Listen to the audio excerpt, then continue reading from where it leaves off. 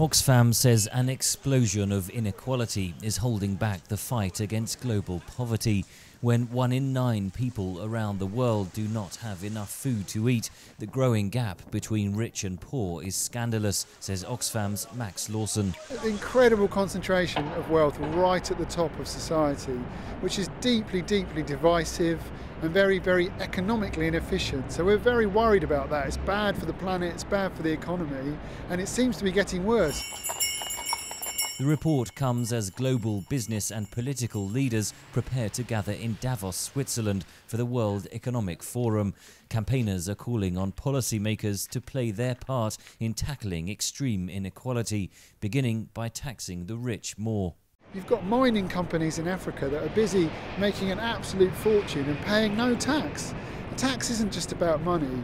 It's better to visualise tax as schools, as hospitals.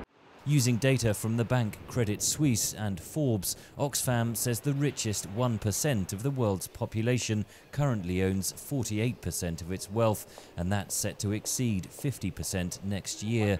Professor Andy Green of the Institute of Education at University College London says there are a multitude of mechanisms driving inequality. Technological change, which is biased in favour of higher skills, which reduces the demand for low-skilled people and therefore reduces their bargaining power on wages.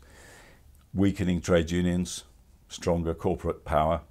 Green says that power is used to influence government policy. Large corporations have so much lobbying power now, and regulation makes a great deal of difference, not only to company profitability in all sorts of ways, but to what you can do in terms of paying your top owners.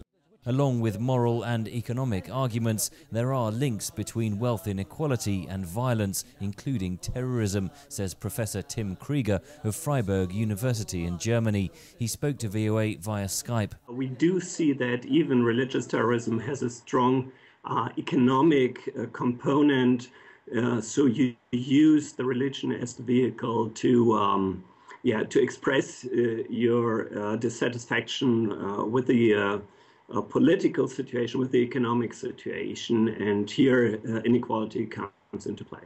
Analysts say one of the regions where growing wealth inequality has driven social unrest in recent years is southern Europe.